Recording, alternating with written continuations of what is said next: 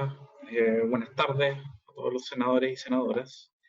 Vamos a compartir pantalla para mostrar una presentación.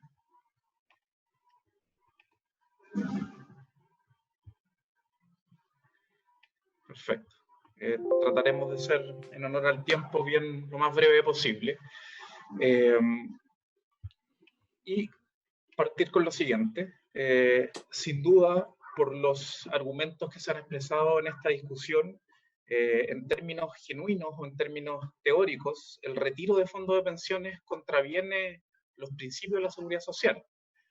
Sin embargo, Chile no tiene seguridad social. Por tanto, quienes aducen a ese tipo de argumentos estarían contradiciéndose. El sistema de AFP que administra cuentas individuales en su pilar contributivo solo es un mercado de estas cuentas individuales de ahorro privado obligatorio. Más bien es un esquema de incertidumbre individual, más que de seguridad social. Por tanto, no existen beneficios definidos, tasas de reemplazo según años cotizados, de tal manera que las personas sepan desde que comienzan a cotizar, dependiendo de los años cotizados, qué pensión van a sacar. Eso no existe en Chile. Por lo mismo, uno consideraría que quienes se oponen al retiro de fondos no deberían eludir el debate sobre el cambio urgente al sistema de pensiones, que ya hasta el propio presidente de la República la semana pasada lo manifestó. Se necesita una cirugía mayor al sistema de pensiones. ¿Por qué parece un debate legítimo el retiro de fondos? Porque hoy día tenemos sectores medios amplios cuya necesidad y desesperación es lamentable, porque no ha recibido apoyo en estos 4 meses de crisis sanitaria, y no son las clases medias que nos habían dicho por hartas décadas, ¿no? Estos sectores imaginarios que con su trabajo, con el fruto de su trabajo, llegan a fin de mes, no se pueden dar grandes lujos, pero pueden costear sus necesidades básicas, sino que estos sectores medios son precarios y endeudados, y por lo mismo, con urgencia se requiere transferencias directas para que esos hogares no sigan endeudándose, para poder paliar esta crisis. A la vez, consideramos que el problema actual es mayor de lo que se piensa.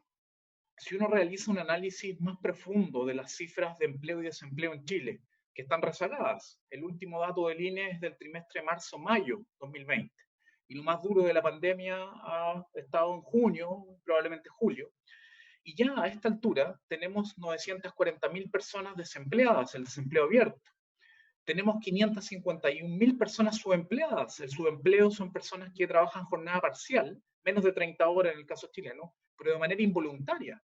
Son personas que pueden estar trabajando 10 horas, 15 horas a la semana, necesitan trabajar más, probablemente jornada completa, pero la economía no les brinda ese tipo de trabajo. Es lo que se conoce como un desempleo por horas. Al mismo tiempo, tenemos que dentro de la inactividad, la fuerza de trabajo potencial aumentó en cerca de 1.250.000, 260.000 personas en un año, pasando de 689.000 personas a casi 2 millones de personas. Son personas mayores de 15 años que están en la inactividad porque no están buscando activamente trabajo necesariamente, porque consideran que no lo van a encontrar, pero necesitan trabajar, podrían estar disponibles para trabajar.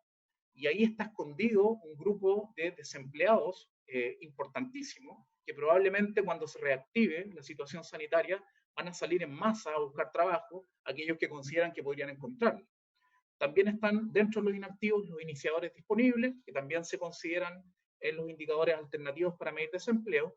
Y adicionalmente tenemos que a esta altura los ocupados ausentes, que es la categoría donde el INE ha considerado a los trabajadores suspendidos por la ley de protección del empleo, entre comillas protección, aumentó en 689.000 personas en un año. Entonces, uno, considerando este grupo de trabajadores, estamos hablando de más de 4 millones de personas que tienen problemas de desempleo total, parcial o potencial. Esa es la magnitud de la situación que se está viviendo hoy día en Chile y que representa, insisto, el trimestre marzo-mayo. Esto no quiere decir que antes Chile no tenía problemas de desempleo. Como no se entregaban las mediciones complementarias que aquí aparecen, hace un año teníamos más de 2 millones de personas con problemas de desempleo total, parcial o potencial. El INE siempre lo ha medido, el INE siempre entrega esa información, pero lamentablemente las autoridades del trabajo nunca se han referido a ello. Si esto lo complementamos con el escenario de endeudamiento muy complicado para los hogares, estos son datos de fines del año pasado o comienzos de este, también esperamos que sean mucho mayores actualmente. 75% de los hogares endeudados, 82% de los adultos de los mayores de 18 años endeudados, 11.500.000 personas. Nosotros estimamos que a esta altura ya son 12 millones de personas. 5 millones de personas prácticamente morosas, endeudados que no pueden pagar su deuda y su mora promedio de 1.800.000 pesos. Y 635.000 personas endeudadas con la banca por estudiar en la educación superior. Es por ello, y no porque los hogares sean irracionales y no hagan cálculos adecuados, es que los hogares no aceptan más deuda. No aceptan un plan, entre comillas, de protección a la clase media, cuyo 70 o 75% de las medidas sean postergar deuda a futuro o endeudar ahora, ¿no? El crédito blando para los hogares no es blando, es más deuda y es seguir acogotados, es una bomba de tiempo. Y en ese sentido, el proyecto del retiro es un proyecto que permite sobrevivir en este momento. ¿Cuál es el alcance del proyecto del retiro del 10%? Quizás esto ya lo han visto en otras presentaciones.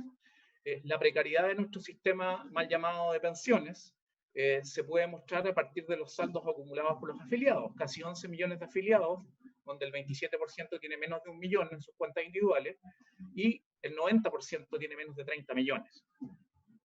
Si esto lo analizamos entre hombres y mujeres, vamos a constatar lo siguiente. Los hombres, el escenario es el siguiente: 79% de los afiliados tienen menos de 20 millones en su cuenta individual.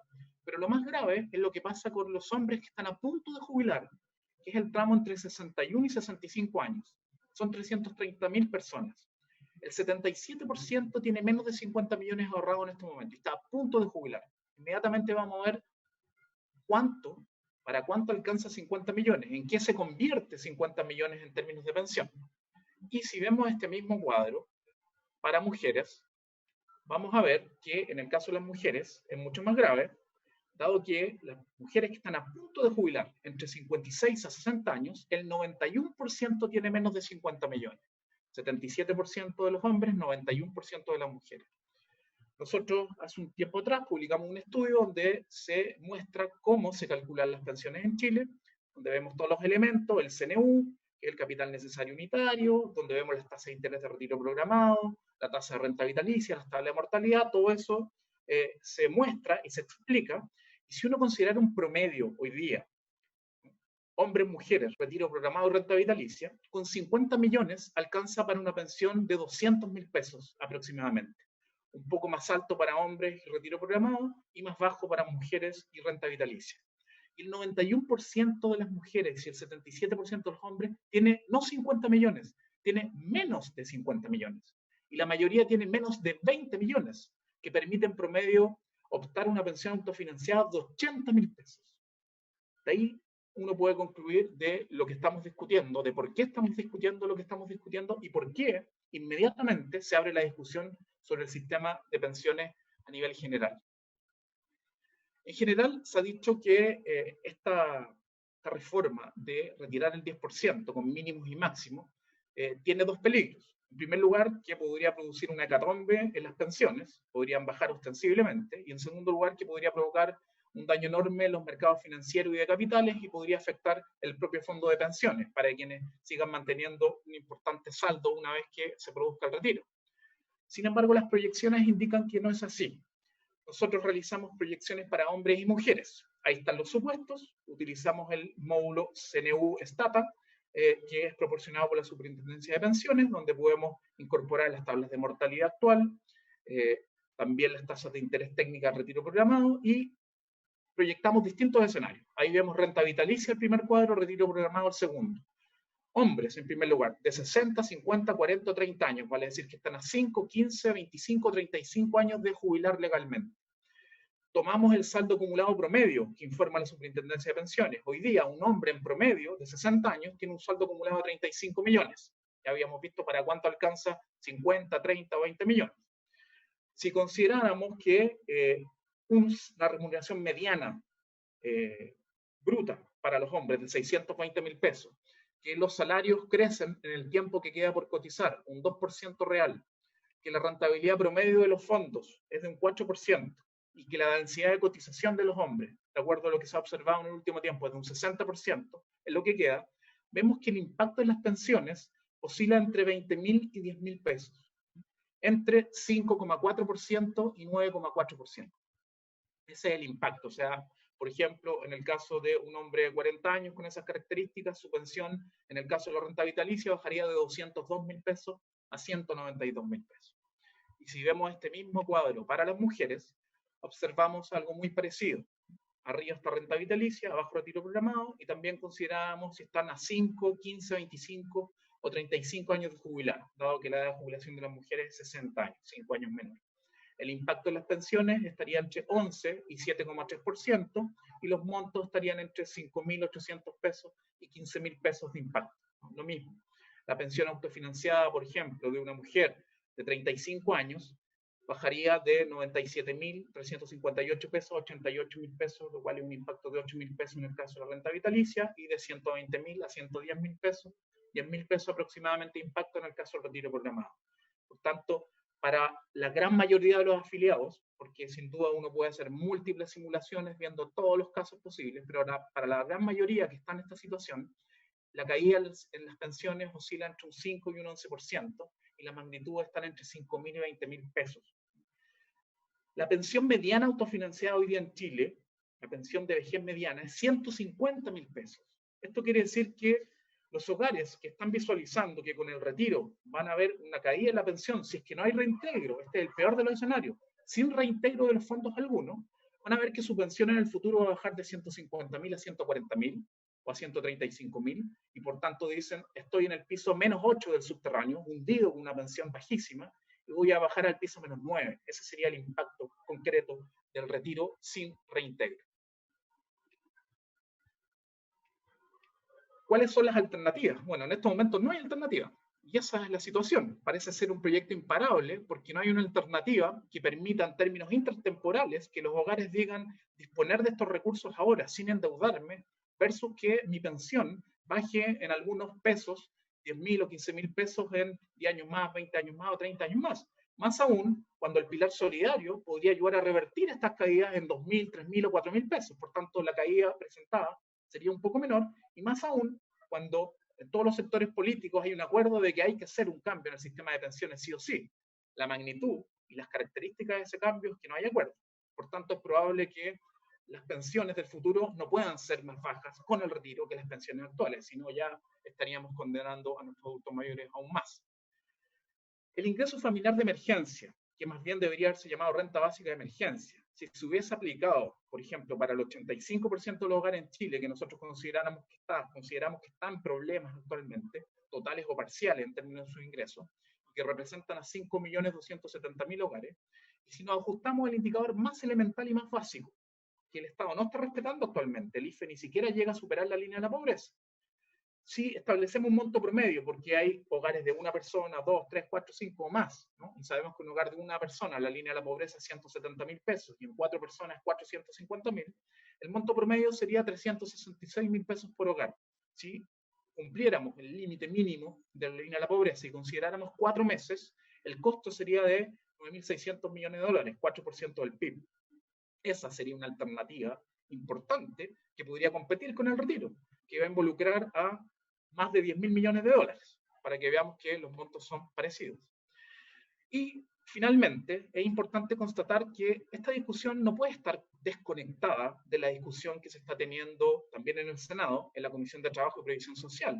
El propio presidente Piñera la semana pasada vuelve a conectarla, cuando se dice, no solo quiero evitar que se apruebe este retiro del 10%, colocando un plan de protección a la clase media lleno de endeudamiento, sino que también estoy dispuesto a la propuesta, el proyecto de ley que se está discutiendo actualmente, hacer una cirugía mayor. El problema es que tenemos que sincerar el debate. En Chile, el sistema de cuentas individuales ya fracasó por razones políticas y por razones técnicas. La rentabilidad que obtienen las AFP para los fondos que administran, que era el único activo que las AFP pueden decir que lo hacen bien, porque es el mandato que tienen, ¿no? Le pasan el dinero y la AFP lo tienen que hacer crecer. La rentabilidad histórica promedio por año real sobre inflación del fondo intermedio ha sido de 8%, que no es una mala rentabilidad, es una buena rentabilidad. En la década del 80 fue un 12%, en la del 90 un 9,9%, en la primera década del siglo XXI 5,7%, y en la década que acaba de terminar fue un 4,8%. Y ese es un grave problema, porque por cada punto menos de rentabilidad, las pensiones bajan un 20%. Por tanto, un proyecto de ley que aumente la cotización en cuentas individuales, 3 puntos, como propone el actual proyecto de ley, porque 3 puntos más irían a reparto, de ninguna manera alcanza a compensar la caída de las tasas de rentabilidad que se proyectan en el futuro. La propia Superintendencia de Pensiones proyecta en un escenario intermedio que para los próximos 20 años, el fondo C, por ejemplo, que es el fondo de riesgo intermedio, va a rentar en torno al 4%. Entonces, si las rentabilidades, ojalá somos conservadores, y se detienen en un 4%, no siguen bajando un 3, un 2,5, que también hay proyecciones en ese sentido, habría que cotizar 18 puntos a cuentas individuales. Y agreguémosle comisión, seguro, invalidez y sobrevivencia, o sea, una tasa global de cotización de 21 para que el jubilado del 2070 o 2075, que cotizó 18% íntegramente en cuentas individuales, saque la misma pensión del jubilado de hoy día, que cotizó 10 y está obteniendo la mitad de ellos pensión autofinanciada inferiores a 150.000 pesos. Vale decir, más de lo mismo, más cuentas individuales para quedar donde mismo. No tiene sentido seguir indagando en aquello. ¿Qué es lo que nosotros consideramos que debería estar presente ya en esta discusión? Que construyamos por primera vez en estos 40 años un sistema de pensiones basado en los principios de la seguridad social. El modelo que propone la Organización Internacional del Trabajo es muy ordenador, porque coloca como objetivo central el pago de pensiones suficientes, no el ahorro o la inversión de los fondos de los trabajadores en mercado de capitales o en mercado financiero. Ese no es el objetivo de un sistema de pensión. Para ello tiene que haber un piso universal. Ese piso universal no contributivo permite establecer una pensión ciudadana que esperemos que rápidamente se acerque a un salario mínimo, que es un estándar que el propio Estado establece, que es un valor bajo, pero que al menos permite mejorar ostensiblemente las pensiones de todos y todas las personas y permite llegar a cualquier persona que se haya jubilado. En segundo lugar viene el componente 1, que es el componente del seguro social obligatorio, el reparto, el sistema público, donde las cotizaciones de los trabajadores y trabajadoras se usan no completamente, principalmente para pagar pensiones. Los sistemas de reparto modernos, no la caricatura del sistema de reparto puro, se deja un excedente y se invierte en un fondo de reserva técnica, de capitalización colectiva, para hacer frente a los cambios demográficos del futuro. Y fíjense dónde aparece el sistema chileno o la AFP, como régimen complementario, que puede ser obligatorio o voluntario. Vale decir, lo que en general en el mundo es complementario e incluso voluntario, en Chile es el corazón del sistema, y que jamás, aunque le echemos más benzina, va a poder construir pensiones suficientes, por su lógica de las cuentas individuales. Finalmente está el APB, el espacio del APB, que algunos países lo tienen, en algunos casos con beneficios tributarios o sin beneficios tributarios, pero este es un esquema robusto, donde cada país democráticamente puede decir, puede existir componente 2 privado o no puede existir, puede ser obligatorio, puede ser voluntario, pero es complementario, no hegemónico. ¿Qué está proponiendo el gobierno actualmente? Y con esto termino. El gobierno propone generar un nuevo experimento para Chile. Pasamos de un experimento donde Chile es pionero en sustituir completamente su sistema de cajas de reparto, incompleto, no era completamente solidario, necesitaba mejoras, por un sistema íntegramente de cuentas individuales. ¿Y cuál es el experimento actual? Pasar a un mini sistema mixto. Quienes, por ejemplo, les interesa leer algunos estudios arquitectónicos o considera que en general las políticas públicas se consideran a partir de cierto componente de las bases del edificio, consideren cómo quedaría estructurado el sistema chileno. Primero, el piso universal no es universal, sigue siendo focalizado en el 60% más pobre. Entonces ese pedacito blanco que está sin pintar es que está cortado. La suficiencia es insuficiente. El monto recientemente actualizado el 1 de julio oscila entre 141.000 para personas entre 65 y 74 años o pensiones de invalidez solidaria, hasta 169.000 pesos. Incluso ese valor para las personas de 80 años y más ni siquiera alcanza a superar la línea de la pobreza, que es 600 pesos más alto. Recién en el 2022, en enero, todas las personas jubiladas se van a acercar a ese valor mínimo para el 60% más pobre. Y recién va a aparecer un pedacito chiquitito en el segundo piso, que debería ser robusto, de un 3% para reparto. Y en el tercer piso vamos a tener el 10%, más 3 puntos más de cuentas individuales, que no podrían ser administrados por la AFP, pero sí por sus primos hermanos, las compañías de seguro u otras entidades, más el pago de comisión. O sea, estamos hablando de 14,2 puntos a cuentas individuales, 3 puntitos a reparto y una pensión universal que está cercenada y que es focalizada en el 60% más pobre. ¿Qué sucede en general? Que los sistemas mixtos en el mundo son hegemónicamente de reparto. Uruguay, Suecia, Costa Rica, casi el 80% de la cotización se va a reparto y el remanente, un 20% aproximadamente, se va a cuentas individuales.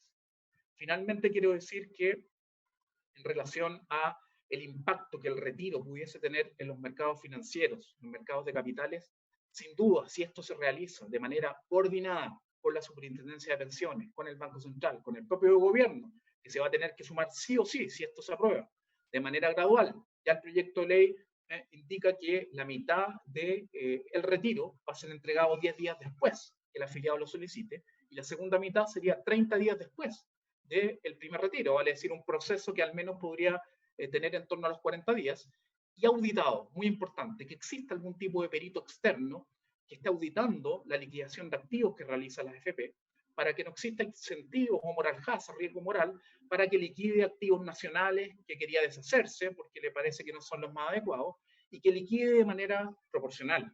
Tenemos 45% del fondo invertido en el extranjero, 90.000 millones de dólares. Sin duda, retirar desde el extranjero tiene un impacto bastante acotado, porque representamos cerca del 0,1% de los flujos financieros mundiales, lo que la AFP invierte en el extranjero. El impacto sería en el tipo de cambio, pero nuevamente, si se hace coordinado, gradual, y se hace auditado, el impacto va a ser el mismo que se ha tenido en otro tipo de movimientos, como el cambio de multifondos masivo, donde hemos tenido una cantidad de movimiento importante, donde la AFP han tenido que liquidar activos para cambiarlo de renta fija a renta variable en algunos casos, y en mucho menos tiempo, en 7 a 10 días. Eso sería la presentación. Muchas gracias por escuchar. Gracias, Marco.